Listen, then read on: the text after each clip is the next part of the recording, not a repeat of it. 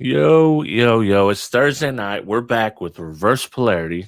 I'm your boy, High Yeah. Five Vega, Hi. joined, as always, by Dean, the guy who, used to be known as the Dip Tie King.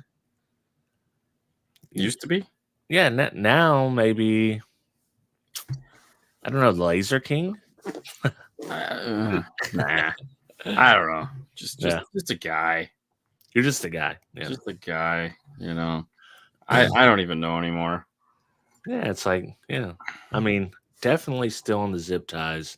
You could also be known as the F-150 guy, the Bronco guy, the Jeep Dude. guy. Yeah, it's funny. Today was F-150 day. It's like we worked on a Porsche all day. And the reason why I worked on it all day is because I spent the whole day going back and forth talking to customers, and they all had F-150s, and they're all like, "I got this F-150." I'm like, "Yep, it's a beautiful F-150. What do you want to do?" You know. Yeah. And it was funny because it couldn't be more polar different. Like the one guy was like, you know, hammering a penny, Yeah. and like and it's funny. So one of those things where it's like, okay, this is 2024, right? We Yeah. all have been on the planet at this age. We've all been on the planet. We lived through COVID. We lived through whatever has happened before that. We all understand what inflation is doing. We all understand what tariffs are and how they work. I think we all do. Maybe not. I could be wrong on that one. We won't get into it. But and so when you bought something back in 2020, more than likely it was cheaper than here in 2024, right? Substantially cheaper. Yeah. Yeah, for sure. And so, in our world, being the electronics, they are heavily tariffed. Okay. Right. And so, the prices have gone up substantial. Yeah. If you had a $800 thing, it might be $1,200 now. Okay. So to be bummed that, oh man, I got this system back in 2020 and I'm getting a new one now. And it's like, okay, here's what you can get. I was really only planning on spending like $2,800. Yeah. And you're like, you're not getting it for $2,800. You're not getting even close to the same thing for $2,800. Like the cost of everything has gone. Like the cost of power wire in Dude, 2020 tell me about it. That's why I was got out of messing with the wire. Yeah. substantially cheaper in 2020, like half price, Hmm. half the price. You know, it's like I had a guy come in and he's like, "Oh, I want to put this 1,800-watt amp in my car," and I go, "Okay, what else?" "Oh, I want to do this." I said, "It's about 20 feet of power wire." I said, "We're gonna need dual runs of 0 gauge. Might even need a 4 gauge to go with it." That's like $400 or more in just power wire. Yeah. Oh, Yeah. Power. It's like what, $10 a foot now. yeah. What at one point it was, $3 a foot. But those days are long gone. Yeah, JLW7 still Yes. $800. We Yeah, that's yeah, this true. this the boy Basatronics. We gotta get you on, dude. Yeah. I think he'd be fun to talk to. Okay. But yeah, W7, the inflation fighter, it was, very expensive back in the day, and it's still Yeah. kind of I mean, expensive today. Melissa's the 5 channel arc was Yeah. $700. Now it's 950. And the reality is that's probably they're not even making the profit they were making on it at $700, because it's just Yeah. they've kind of eroded it from both sides. Either way, not to be depressing, it was just one of those things where it's like I thought everyone was in the room, right? I Yeah. thought we all Yeah. understood this. Like you can't go buy eggs for $1 now or $1.20. Right. They're $4 or whatever the hell they are. A gallon of milk is like Jesus Christ. I'm just gonna drink Coke. If I Yeah. put Coke on my Cocoa Puffs, it matches. You know Yeah. what I mean? And so you're just like sitting there and you're like, I don't know what else to say. Well, your guys' and you said it on this show before that your base installs went up significantly Drastically. Oh just yeah. because every wire, Yeah. everything that you touch that you need to do is Well, expensive. and then he was like, well, "What's your hourly rate?" And I told him, and he was like, "Wow." He's like, "You could be a lawyer." And I was like, "I don't know any lawyers that work that cheap. Yeah. Like, what lawyer are you going to?" I mean, like, He's going to Better Call Saul for sure I because like mean, listen, lawyers in this era, Dude, it's like $1,000 an hour or Oh, something that's what I stupid. was like, come on, Yeah, man. it's like Dude, and I felt, and I almost wanted to go to. Have you been in jail for the last 4 years? yeah, Because yeah. I feel, yeah. Oh well. Oh, thank you. Yeah, I didn't know that. I'm so glad they tell me that on the news. Oh, thank God. Well, as long, all right. Oh, Well, damn, yeah. what All right. Well, as long as it's over, then Yeah, we if can it's change over, the that's subject. great. That's No. great, man. But that was now, and then in stark contrast, the other guy, I always just find it funny because it's like what, like, and the guy came in and he had all his prices written down and I could see them because he'd been spending lots of time in the Mary Lou world, and I'm like, well, what did you think install was going to be? I mean, I'm seeing Yeah, the numbers you got written there, and it's like, come on, dude, like you yeah, guessing on install. I mean, if you want to do it yourself, go for it. I mean, they're again, right. like it's just it's What Imagine if they had to pay even your cost for, heat shrink.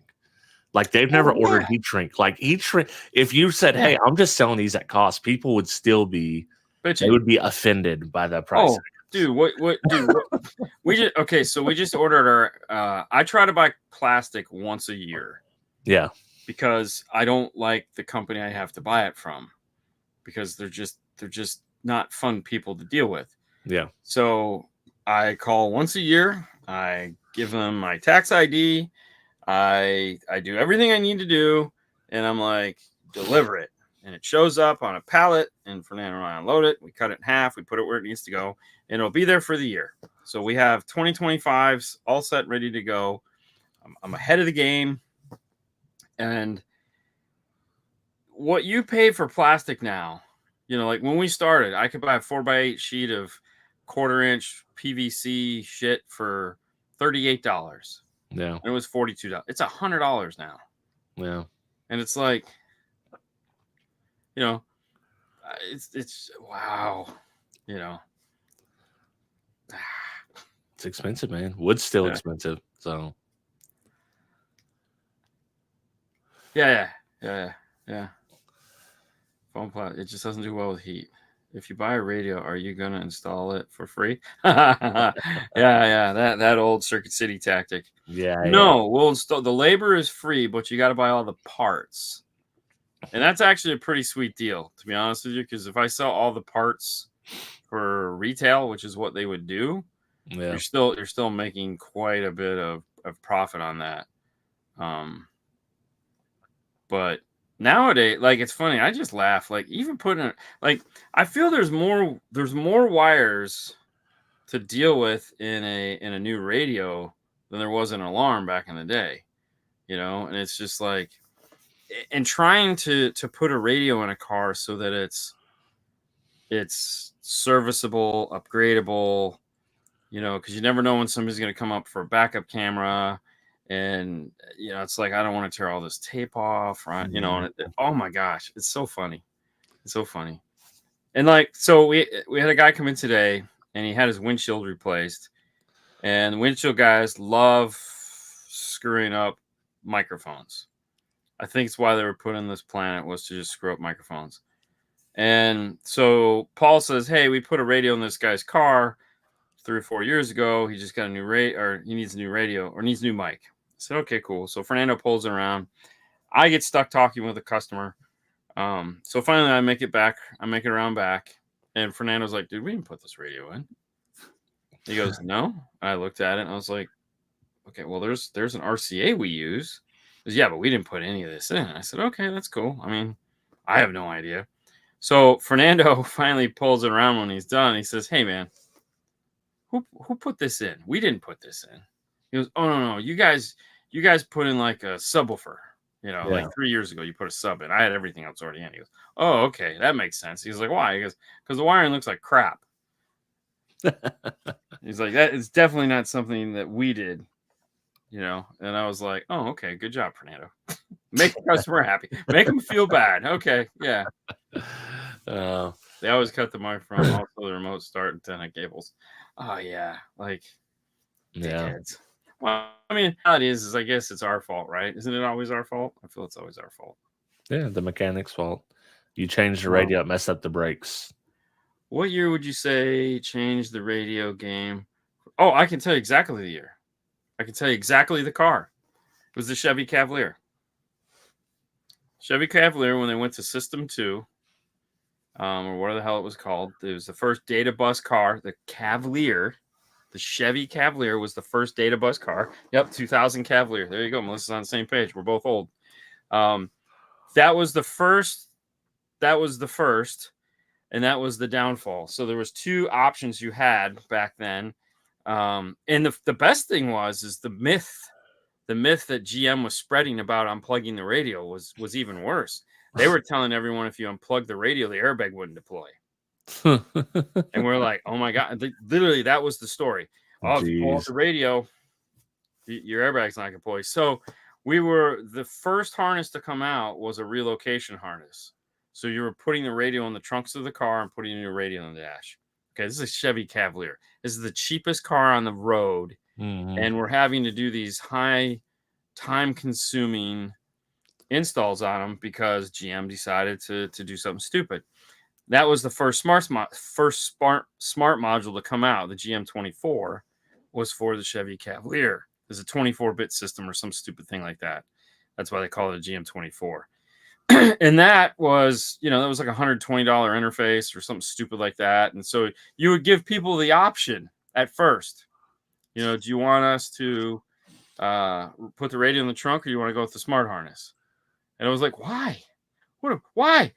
Like, nobody wants to do that. Like, no, stop. Like, the labor. What about, like, no, just sell them the damn thing. And then, the Taurus. The Taurus was a big one. So the Taurus was the first like radio problem because that was the oval radio. And I remember going to one of the first meetings I ever had with a manufacturer was with Amp Global at the time. And it wasn't even Amp Global, it was Amp USA. Yeah. Because this was before they went global. And it was about the Ford Taurus because they were trying to decide, do we just make, and then followed that by, what was it? The Escort. I think the Escort was the next one. Because there was two versions of DAS, one with digital air and one with analog air. And it was all just plastics. At the end, it was all just plastics. And they were freaking out about making the plastics. But they decided that, like, they had the numbers they knew exactly how many Fords were made with the digital dash. And they're like, we're not going to invest the money for that because there's only like so many on the road. So we're just going to make the plastics one. I said, I don't care. Whatever. Just make something. I mean, we need to be able to help somebody. And so the plastic one came out. Metra eventually came out with the digital one because it all got cheaper. But for that, it was just, there was no smart harness needed. It was just running wires back and forth. That sucked. And then Chrysler followed suit with GM and quickly came out with their smart radio. I think it was LAN. I think it's their LAN system, or no, it was their CAN system. That module was funny because what everyone would do is by then we all learned GM had lied to us. Yeah. Okay. And it was always the accessory wire, right? It was always the accessory wire that was the problem. And Chrysler, in their infinite wisdom, put a dual trace fuse on the cigarette lighter in the dash. So if you went to the trunk of the car, it was set up for constant 12 volts. But if you pulled it out and moved it, it would be set up for accessory. That way, if you were worried about your battery going dead, you could easily just move how you wanted your cigarette lighter. Well, now you just add an accessory wire in the dash. You don't need any of that seat belt crap. None of the chimies. Who cares about all that nonsense? I just needed a radio. So jump the fuse over, tap the accessory wire now at the cigarette lighter, and you're done. You're done. And that was it. And if you ever took your car to get serviced, of course, it would come up with a big like, hey, what the hell is going on? And they'd be like, this is your problem. So that was the next harness that another big harness that Pat came out with was moving into the Chrysler stuff. And that was a headache. That was definitely way worse than what GM was doing because like Chrysler has a habit of changing like little pieces of code on like the trucks. So like a non-diesel was not the same as a diesel. So you put it in a diesel car and the diesel would freak the fuck out, man. Like, and you'd be like, what the hell? And then, oh yeah, we know about that. We know. What does that mean? Yeah, you probably should take it out. Tap the cigarette lighter. And you're like, oh my God. Yeah, it was. Oh, Cadillac sucked. Cadillacs just rot in hell and die. You know, but yeah, that was the thing. It's like, and then like steering wheel controls. I think the actual first module of modules was the steering wheel control interface.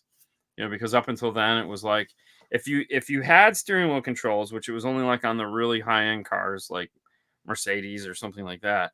What the guys were doing were like, some of the really crazy guys were like soldering into the basically soldering in a remote to the steering wheel that could aim the eye and it was like, what the hell, and using like really early versions of what would be now a lithium battery, and oh my God, it was like, how, I just sit there and go, what do you even charge for that? Like who wants that? I mean, that's like 2 days worth of work. What do you charge? Are we charging like $2,000 to retain a steering wheel control? Why? Well, and the freaking like the Sony ES, they came out with a little mount on their own little steering wheel control. Yeah, Pioneer did that. Yeah. And I think the first steering wheel control interfaces. So the guy that invented the steering wheel control, PAC hired him so they could get the patent. Yeah. And I was talking to him because I don't remember his name, but I was talking to him in Dallas one year, and I didn't know he was the guy. Like, we knew each other, but I never put two and two together. And he goes, and I was like, he's talking to me, and he's like, I invented the steering wheel. I was like, you're the guy? He goes, yeah. I was like, dude, I've heard all the stories. He's like, yeah. Dude, he literally just went to the fucking store and bought a programmable remote and sat there and figured it out. And that's why they all first came with eyes. Yeah. Because he just like, this is what I can do. It was like an IR remote situation. Yeah. Oh, those sucked so bad. Buick Regal had an early digital dash too. Yeah, but there was no solution for it. Yeah. I was just like, the worst was the Berlinettas. The Camaro had a Berlinetta edition, and it had this swivel radio with like a cassette that opened up out of it. And like, I remember one came in and the guy was like, hey man, can you put a radio in this? And yeah, it's a Camaro. And he's like, no, it's a Berlinetta. And we're like, what does that mean? And we went out there and we're like, no.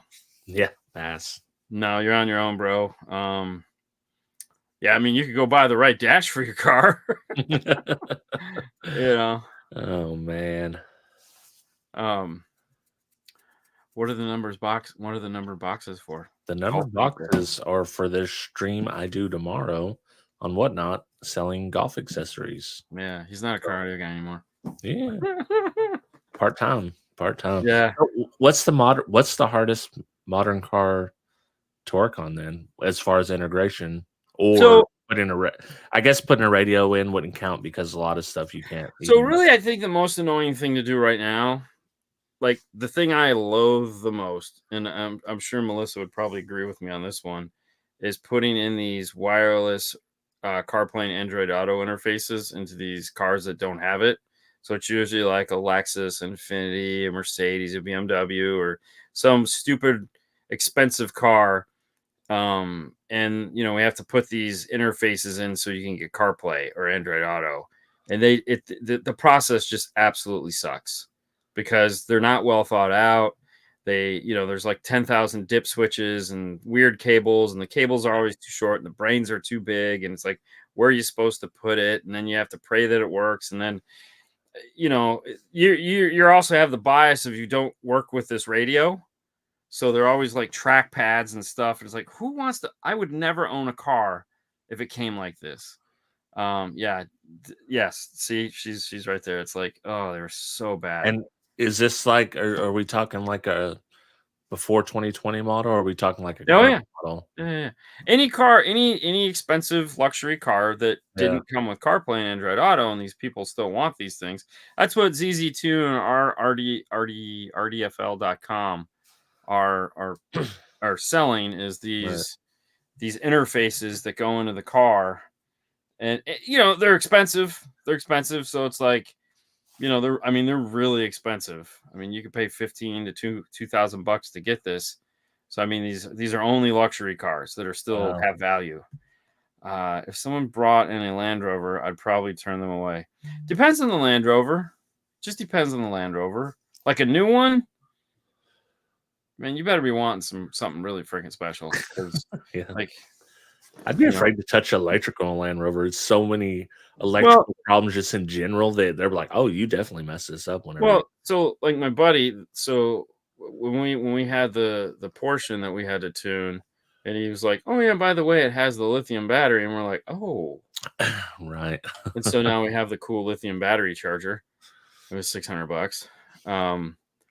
I called my buddy and I said, "Hey, aren't you the one that killed the battery? Wasn't that you telling me that story of how you killed the battery in the Range Rover?" And just because I knew the story, and he's like, "Yeah, man, that sucks. All right, so tell me what you did so I can avoid that and how you fixed it." And he's like, "Oh, okay." So, you know, he ordered me the charger I needed and had it drop shipped, so that was fantastic. And there you But go. you know, I mean, it was $2,500 to have the battery rebuilt. It's a $4,000 battery. Wow. So, and if you try to put like a regular battery charger on it, you're going to be spending $4,000 to buy a new battery. Mm, Took them a month to get it fixed. So yeah, there are some really stupid things like these cars are doing. So, the new Chevy Tahoe or the new Cadillac Escalade with the AKG system. yeah.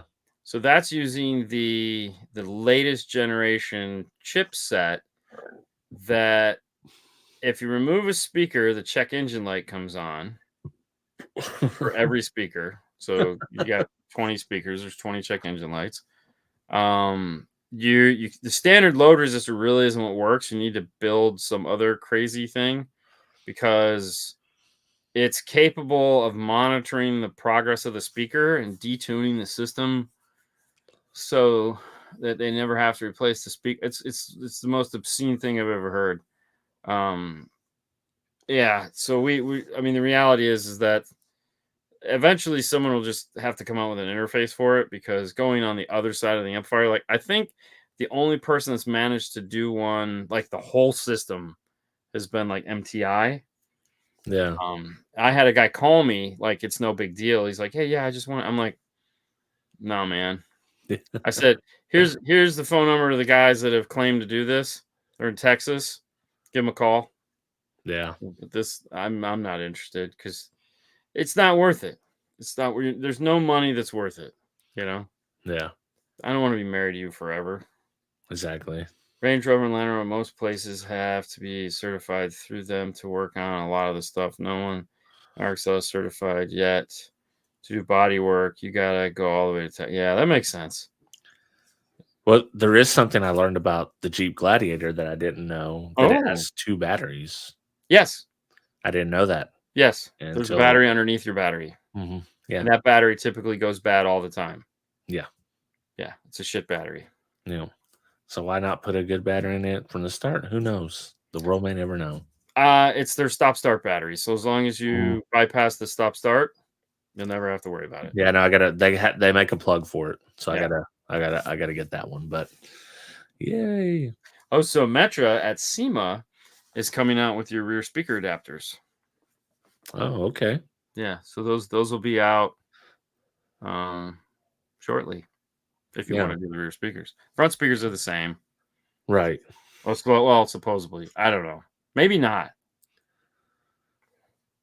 Who I'll knows? find out next week or in 2 weeks. I assume when I do a real system in there, I'll probably do a three-way setup and I'll just cut the grills, order new grills and cut the grills with the tweeter kind of up to the side. Oh, like those crappy ones. Yeah, but with decent speakers. Those things suck ass. That was this week's. If you caught any of the Instagram, that's what I the guy didn't see the had. Instagram. I seen the Ford Bronco amp rack. I didn't see No, the Instagram. so the Instagram this week we had a 2020. We had the previous gen in, but he had those rock crawler or whatever the hell they're called. Terra Acoustic or something like that. Yeah, something stupid like that. Dude, those things are stupid money.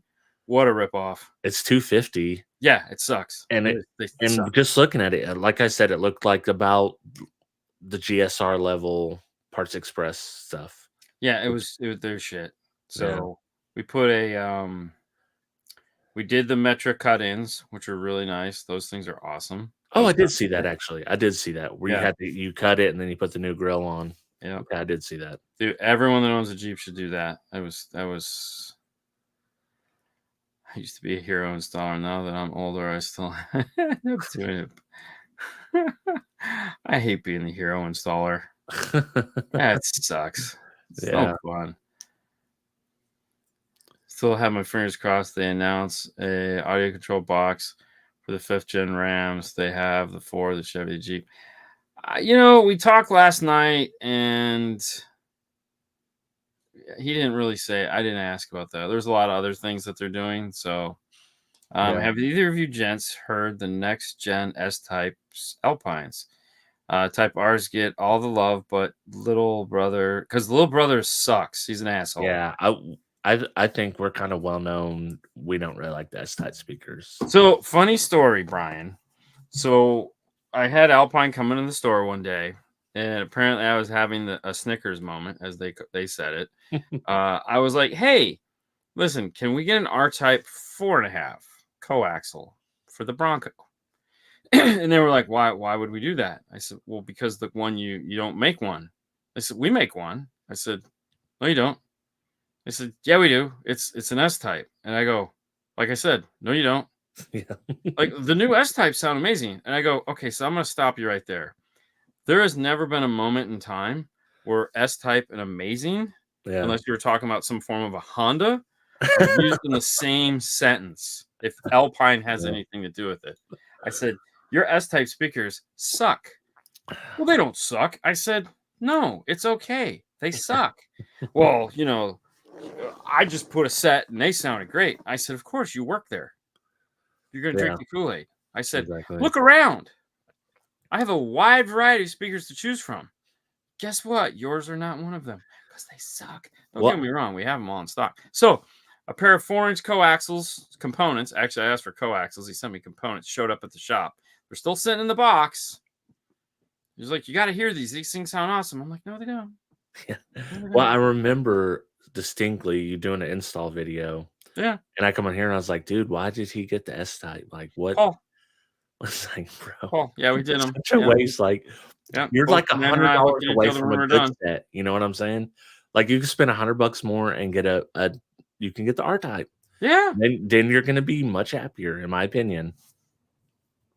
Yeah, R is it. Listen, if you want an Alpine speaker, screw everything, get an R set. Period. Right, those are great. Yeah, those are great. You're gonna love them because everything else, you're either gonna pay too much for and be disappointed. You're gonna pay too little for and be disappointed. The R type kicks ass. It always has. It's a fantastic speaker. That's my love for Alpine. There you go. Can't love everything, man. Can't love everything. That's for sure. Oh, he wants to see that. He wants to see yeah. That's a classic. Do you even zip tie, bro? Yeah, you can still get it on StreamYard. I mean, Teespring. Yeah. DNFswag.com. There you go. So I have a topic here. Yeah, let's hit it.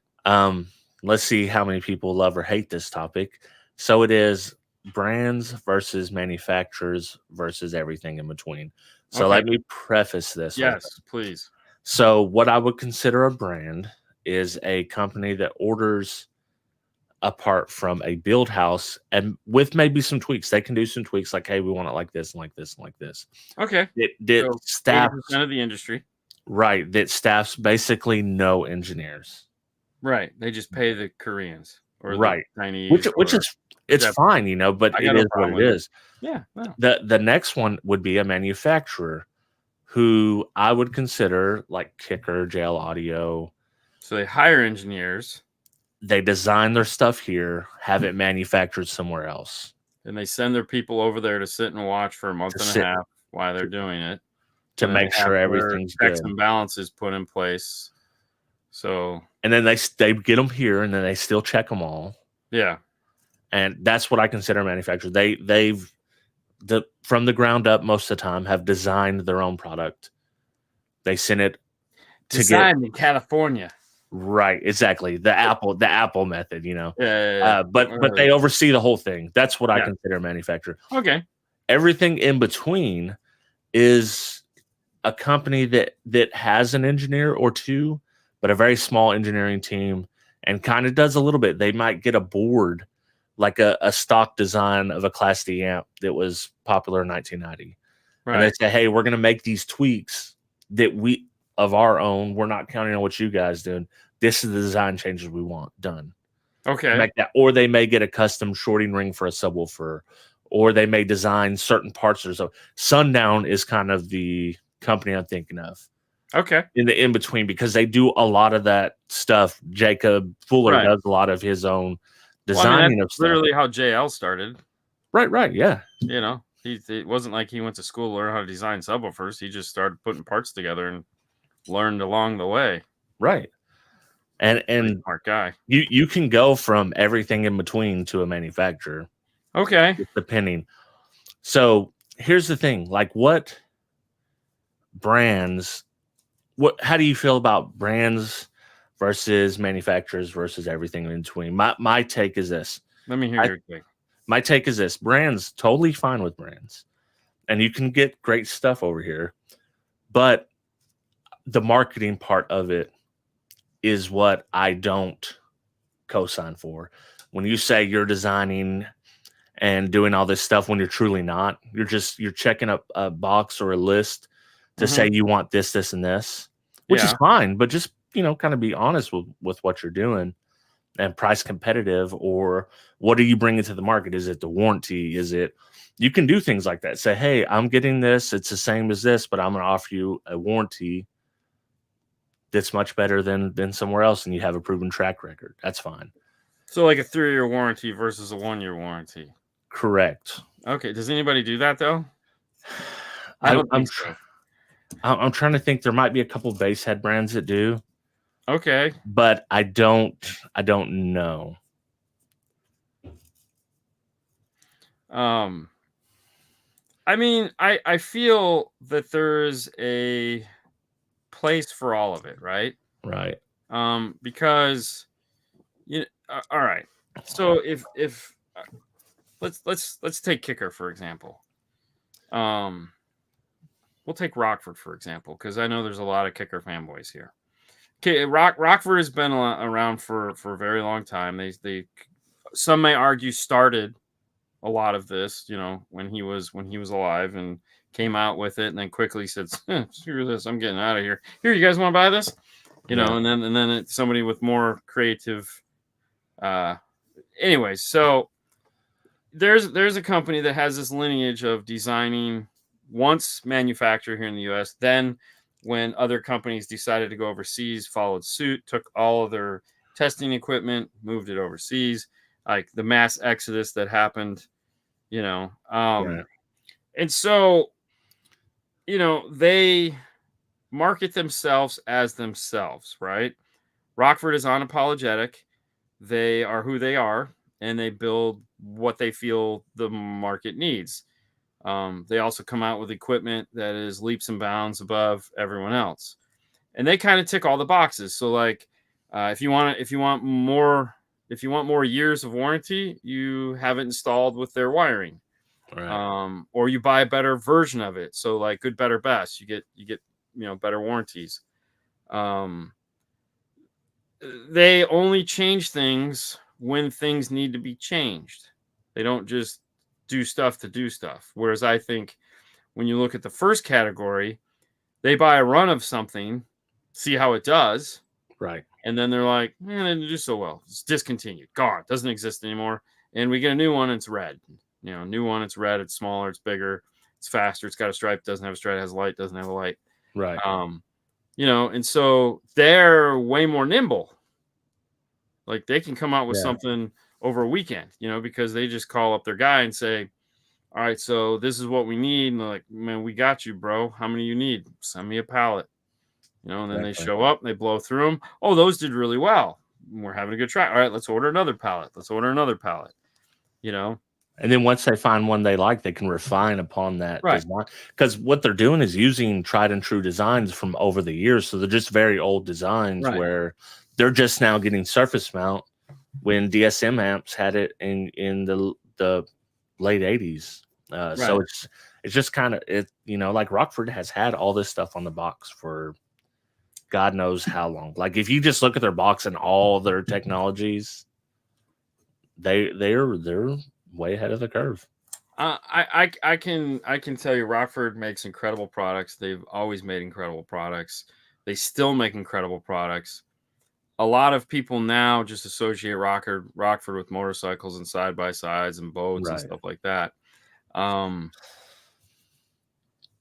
And there's a lot there that we can't talk about because I'm legally not allowed to. Right. But yeah, they may, and like I said, okay. So here's the thing.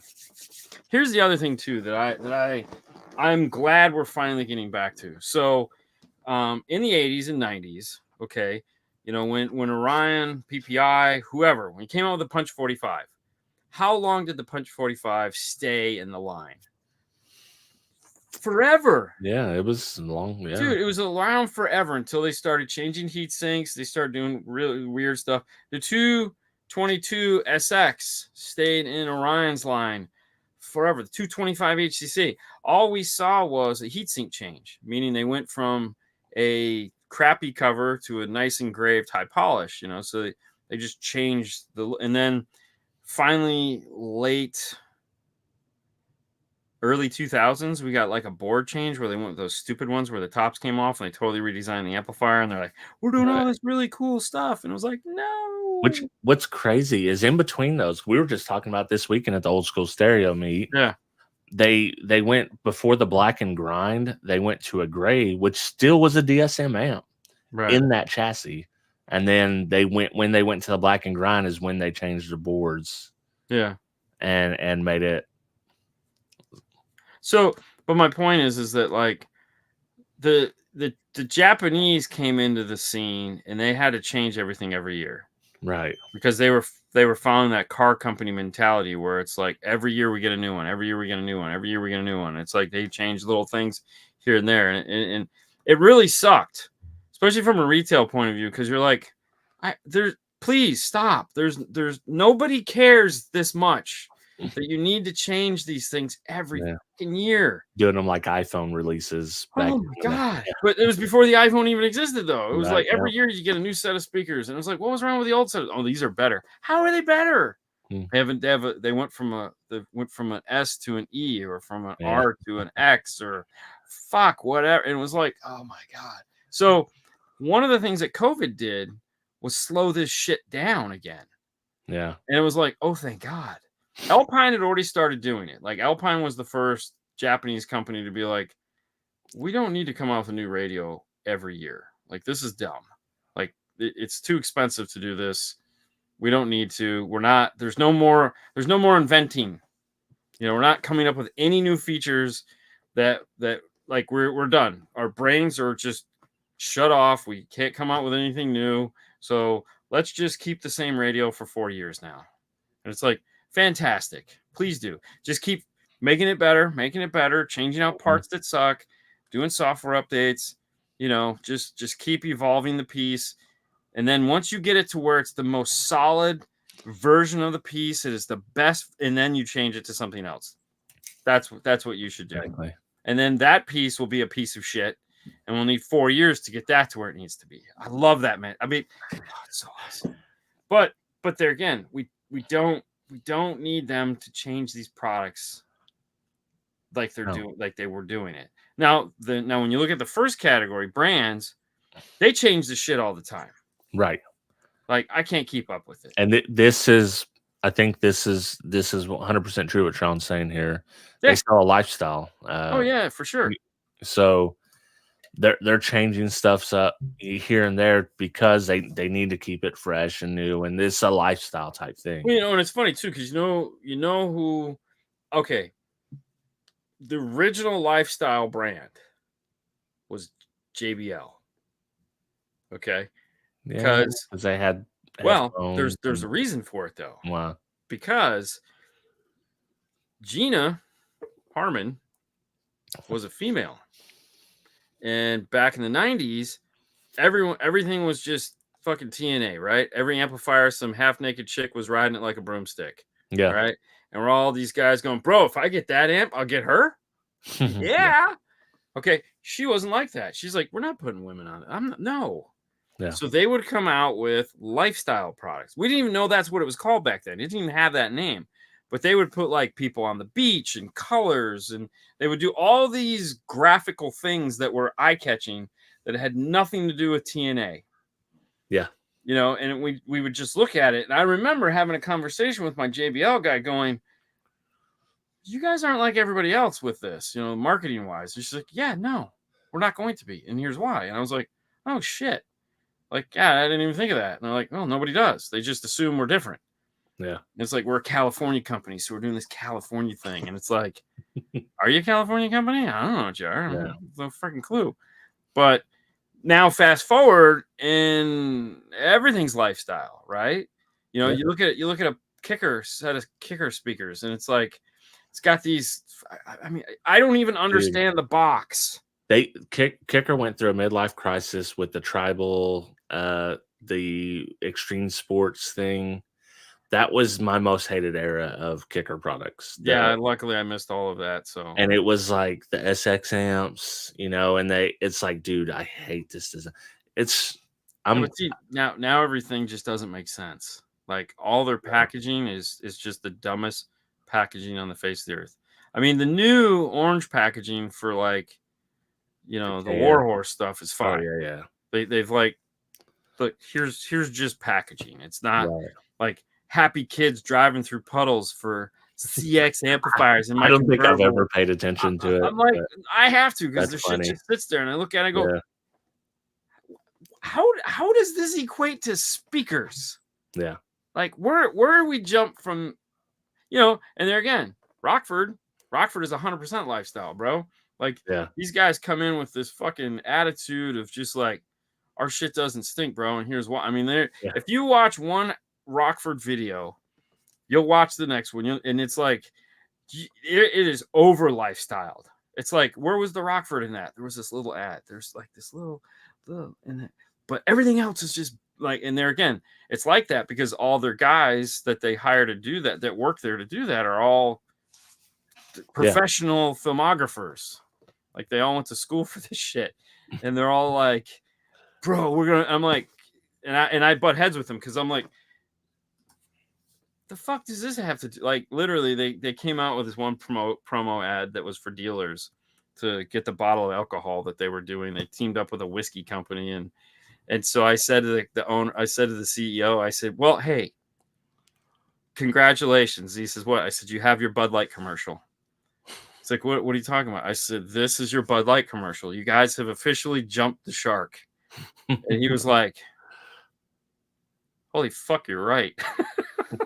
And I go, yeah. Don't be mad. But I think it's like, sometimes you just can't see the forest through the trees because like here's an example. I'll get people that back in the day when I was doing regular videos, hey, test this amp. Like everyone wants to see this amp. And I was like, by everyone, you mean you and like 10 other people would really love to see this amp. They'll be very happy to see it. Yeah, 1%. But like YouTube tells you exactly what someone wants to see. Now, whether you want to do it or not, that's a whole separate question. Yeah. Because you can follow the rabbit hole and you would totally be doing something that you're not, that's not you. So, So Diamond, it says Diamond fell off in the early 2000s. Exactly. So Diamond went bankrupt. Okay. So Diamond wasn't making money selling car stuff. Diamond was making money making computer speakers in China. Okay. One of their initial investors was Max Factor, the makeup guy. Okay. And he pulled out. And then Compaq, the computer company, if you guys, if you're old enough to remember, they went out of business. They were the largest buyer of their goods. Okay. So there's a cascading bunch of crap that happened with Diamond, but one of them was the computer business. So you had remember Gateway computers? Mm-hmm. So Gateway and Compaq both folded up. They were buying all their speakers from Diamond. So Diamond literally all they had left was Car, and Car wasn't paying the bills. Car was just something they were doing for fun. Yeah. And so it went onto the chopping block. The first company that bought it did okay with it. That's where they hired in Larry Frederick, and they came out with all the news. This was later. Right. So Larry helped them develop all their new stuff. And then that guy sold it to the next guy, the Armenians, the guys that are, so it's Diamond, Cerwin Vega, Allen Eds, Sonic Electronics. They're all the same company, if you didn't know that. Right. And so those guys now, I believe they're Armenian. They're all brothers. They bought, each one of them has a different part of the company. And so actually they're putting a ton of money into it. Like the stuff that they're coming out with now is probably the most effort they've ever put into the company. And the reason why I know this is because John, my friend John, who used to work at Amp Global, is now head of product development. And so he's spending like 4 months out of the year in China, or we'll just call it the Orient, because it's not just China. It's Right. the whole place. Now, you just can't go to China anymore. You end up in Taiwan, you end up in Korea, you end up all over the fucking place over there now. And it's all humorous because China's just sending it to one of those, and then they're sending it to us so we can get away from the tariffs, but whatever. So, and they're coming out with some really cool products. Like they're putting a ton of money into it. So that's really cool. That's really cool. I mean, even old school Diamond, I mean, it was okay, but I was never super impressed with No, it. they had the what is it? The Mac Daddy subs and stuff like that. Right, but what was it? The hex stuff. That was really cool. We sold a lot of that. Well, there was a bunch of like Eclipse, Fujitsu 10. Yeah, they made cash registers. No, and they could not sell calculators as well too. Yeah, they could not sell a fucking radio that said Fujitsu at all, ever. Yeah. No one would buy it. They put Eclipse on the same fucking radio, and it's wildfire. Yeah. Oh my god, I gotta have this Eclipse. Yeah. Last week they had some really cool things until you got locked out of the damn thing. Yeah. Oh yeah. it's like you piece of junk. I had one of those last week. Yeah. The guy had the Toyota factory version of that, and she was like, "Yeah, you get locked out, man." I go, holy shit! Now that was a TC Sound sub, but yes, those were awesome subs because they were TC Sounds who made subs for everyone, all the way from Earthquake to, I mean, they made a bunch of subs. Well, it was like also Fane and Gauss. D9s, D9 7-inch components that were sold. Sold a couple of those. That came in the wood boxes that were all broken, so they had to resend out all the wood boxes. So needless to say, I ended up with a bunch of D9 wood boxes. What I think cool. The whole thing with this was, and I think back in the day there was a lot of brands that I considered manufacturers that I thought were much bigger than what they actually were. Well, okay, so that was the funny thing. Like, so when we did the Kicker video, we call it the documentary, and we did the Kicker show. Yeah, we flew out. And Alex, when he owned Audio Controls, like, Dean, you get Dean out here now. The first thing Chris Bennett said to us, like on our way to when Haley and I were driving there, he goes, "Listen, okay, you're not going to Kicker, all right? You got to understand it. We're not Kicker." Right. Okay. Yeah. This is your what you've seen in the industry so far.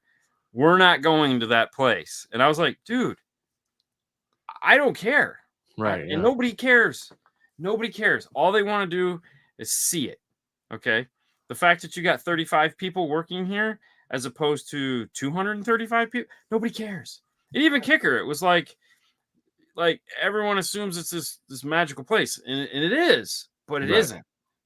Rockford was the same way. I mean, the whole goal of doing these videos like that were to show like This is like when you badmouth a company and say these guys fucking suck, or these guys, this brand is shit. It's like, Right. okay, there are people just like you that get up every morning and put their heart and soul to do what they're doing. And if someone came to you at your place of work and said, "You're a piece of shit, you suck," or stated some unsubstantiated bullshit, Yeah. because I read this online, like you'd be pissed. Yeah. So the goal was always to show these companies, to put faces in front. Like, here are these people that do this job that you're sitting here like you fucking know something about these places. You don't know shit, dude. Shut the Yeah. fuck up. What You know? and what happens is, and often what it is they're putting down Rock for JL. They're saying, "Oh, Oh yeah. W7 is a piece of trash." W7's been around since what, 2000 or 2001? Oh yeah. If that, yeah. Yeah. And it's like, okay, but what are you well, have you ever heard of Crescendo or whatever? And it's like, dude, it's not the same thing. Like, I understand that you've only been in car audio this long, so you only know Right, this. but it's Like the their best thing you've ever heard, like right, you but said. that's their W7. Right, right, true. Yeah. So I always when I get a parent, that has a young kid and they're talking to me about, the conversation always comes up where like, they're comparing their station in life to their kid's station in life. And we as parents, we've all done it. They come home and they're all stressed out and you think you're fucking stressed out. This, I got to go to work. I got to go out, and you lay them out and you just burn them to the ground. And it's like, that never works. So the reality is that, when you have a child that is stressed out at school, it's just as much stress to them as your worst day, Mhm. because that's all they know. They've Yep. only been on the planet for 5 to 10 years. How much fucking stress, like, but they handle it the same way you do, because there's no barometer there for, like, they haven't developed stress levels. Yep. It's like, oh, that's medium stress. That's nothing. I got this. Oh, that's like hardcore stress. Oh shit. They know no stress and all stress. And so, when they're having a bad day, you have to be compassionate and help them instead of like flipping it into a competition. You have to like, Yeah. you have to help them learn to cope with it, you know? And there again, that's the same thing when you have somebody that comes in and says, "Bro, this is the best thing ever." And you're like, "Oh, how old are you?" Yeah. Like, "I'm 25." He's like, "Okay, it is. Yes, that is the best thing ever. 100%. Right. For fucking sure. Since that's the best, let me show you this over here. Come on over here. Let me show you the next best thing." Yeah. You Well, know, and you're and like, "Oh, often okay." it ends up you're talking about two different things, and some people all they know is bass, which is fine. That's all I knew Yeah, when I first started. So when they say the best, it's like the best to them, but we're just talking about two totally different things. Like right, you're saying this is the best because it's loud, and right. that for you is the best. Well, and that's the $3,000 tweeter. Exactly. It's Exactly. the $3,000 tweeter. The concept, Yeah. and you're like, "Dude, no." Um,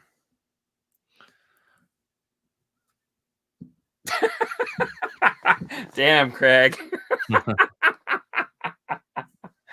Oh Oh, shit. jeez. Oh, dude, that was good. I'm telling you, Bailey was doing that tonight because Cassie was saying she was not. She's like, "Oh, you're pregnant." I was like, "Don't even act like that, dude. Like, no way." I'm in my white New Balance face. There you Nice. go. There you But you go. got to have a Corvette. Chris Bennett, he's going to want to put ESB three ways in that new Ram. I don't know a single thing about ESB. Nick, don't feel bad. I don't know a single thing about him either. We had him on the show. It was pretty cool. I have a set. He sent us a set of ESBs that we need to look at, that we'll probably look at sometime in December, I think is what we're going to do. So there's that. They look really cool. I'm more excited about ESB than I am Zabco. I just, you Yeah. know, So ESB, that is a speaker brand. I don't think yes, that's I haven't heard of that. Okay. yeah, it's I believe it's Italian. Well, and there's been speaker brands that I didn't know of that ended up being pretty great, like Blam. I didn't know about them for the longest time. Yeah, And which is funny. Guy, Mr. Blam. yeah, So and that company only exists because he used to work for Focal. So Guy worked for Focal. I think he was one of their head engineers or some shit like that.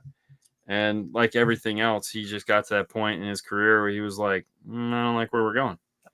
I want to do my own change it thing. up. And so lo and behold, Blam starts. It's only been around it hasn't been around that long. And I think the problem with Blam is, if there is a problem, is focus. Yeah. I've not been able to wrap my head around. So to me, the most important thing out of any company is the mission statement and the focus that the company has. Now think about this for a minute, because when you're a Rockford has a mission statement. It's purpose-built car audio. That's literally what they hang their hat on. Everything they make has a purpose. I know Kicker has one. I just don't know what it is. But Kicker has a great story. Steve is a great story. Steve is Kicker. When Steve is dead and gone, Steve will still be Kicker. It was one man. It was almost like it's almost like a Disney car audio story. One man's dream, you know. Yeah. It is in that he has hammered this feeling into everyone that works there. And and if you're like Andy drinks so much Kicker Kool-Aid, he's blue. Okay. But the people that love Kicker, like Bobby and whatnot, those guys, they understand it, and they will they'll be evangelists for the company and go out and say, no, that's not correct. Let me explain that to you. When you reach that status as a company, that's fantastic. Like that's the goal. That's the goal. Right. Focal, high-end French-made components. They make $1 million home audio cabinets. There is a lineage there. There's a path that you can follow of focus. We make high-end audio that makes music sound better than music. Okay. Morel has a story. They even put it on their website. You can go watch it. Yeah. It's like, this is what we do. You learn all about Malachi making a tweeter and be like, fuck yeah. Moscone has a great story of how Gladen, he's a rocket scientist, aerospace engineer, hence the name Aerospace Gladen. He needed an amplifier for his amazing speakers. So he buys Moscone because there again, I built these speakers to sound the best, because nobody made speakers that I like. So I made my own goddamn speakers. And then I found an amplifier manufacturer to power my speakers the way I wanted them powered. Okay. Fuck yeah. That. You go, girl. So, even Scar Audio. Yeah. Even Kevin in his craziness has come up with a story. It's like, I just want to make obtainable car audio for everybody. And I've had this argument for a long time with Scar.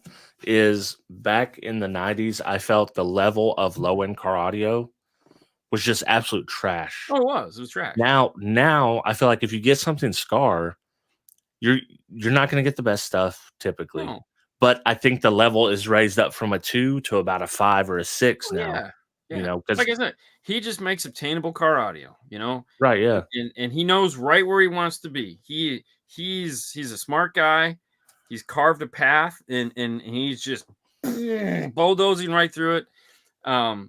So and I'm sure Down for Sound, he has his story. He's got his fan club. He's got his groupies. Right. He's making. Hey man, I'm just having fun. He's almost like the Matthew McConaughey of car audio. Like he's got that Southern swag that. Hey man, listen guys, if it's got 3 0-gauge inputs, put 3 0-gauge in it. What, y'all stupid? Yeah. Don't do this shit. Yeah. I'm like, damn, Dude, it's Matthew McConaughey. when I watched that video, I was like, that's pretty funny that he had to make the video in the first place. But obviously they must have had a bunch of people return. Oh yeah, fucking like, for him to have to be like, I can't believe I had to make this video, but here's this video. Sundown is working on their story. Now that Sundown's buying all these companies, they had a story, and they're changing it, and they're moving it in, and they're moving pieces around, and I can't wait to see where that company goes because they're buying a lot of stuff. DSA team bringing in Steve Mead, fantastic idea. But to me, when you look at a manufacturer, they have to have focus. They have to have a story, and sometimes it makes sense. And sometimes it's kind of scatterbrained. And I will always ask a manufacturer, like, what is the purpose of all this? Like, what are you trying to do? If they give me some generic ass response like, make awesome car audio. No, that's not a fucking answer. No. Like everyone does that. That's literally everyone. Like, no shit. That's like wake up in the morning. Wake up in the morning feeling like P. Diddy. Yeah, not so much anymore. I don't want to do that. So, DAC, good Steve. Oh, that was, dude, trust me. Listen, I love the DAC team guys. Like, those guys are the coolest group of dudes. Like, they're always fun they're always good for a laugh. They're always fun to hang out with. Every time we're at a show, they're always the guys that piss everybody off because they're playing the loudest shit there. Like, I know at SEMA they're going to get their booth power cut. I can't wait. Because they're going to be playing some fucking outlandish shit that everyone's going to be like, come on, guys, really? Well, I think for him in particular, Steve's not, I don't know, because I don't know Steve personally, but his builds don't come off as SQ build. They're very loud builds. That's what he's known for. Right? And I think that going with them from the MSR, the MAT pricing I've seen, it's going to be attainable by his viewers. That's why I think it's good, because like DSC team, they can make the cheapest stuff you ever seen, and they make some pretty nice stuff as well. So they're not. Well, and let's be honest, they look fucking cool. Oh yeah, for sure. Steve stuff looks fucking cool. They got that's his whole, like, all his fuse blocks. Yeah. Like Steve actually thinks about what he wants to do. Yeah. And it's like he has it. It looks a certain way. It has an aesthetic that is his aesthetic, and I dig it. I think it's cool. I totally think it's cool as shit. Yeah. I mean,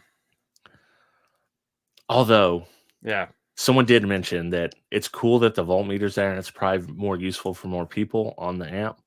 But the VU meter, because they also make a VU meter like that, would have also been pretty cool. Maybe at some point you could switch it. Let's be honest though, that voltmeter is going to look like a VU meter. Right. No power. No power. I'm confused on Diamore and SMD equation. They build products for one another. Diamore is an engineer. If you want to know where the Diamore story, look up the podcast, The Old Fashioned Podcast. Okay. It's done by Gary Bell and Matt Schaefer. And they interviewed Diamore couple last year, I think. And Diamore tells his whole story. And, Steve is a part of it. Steve is a part of it.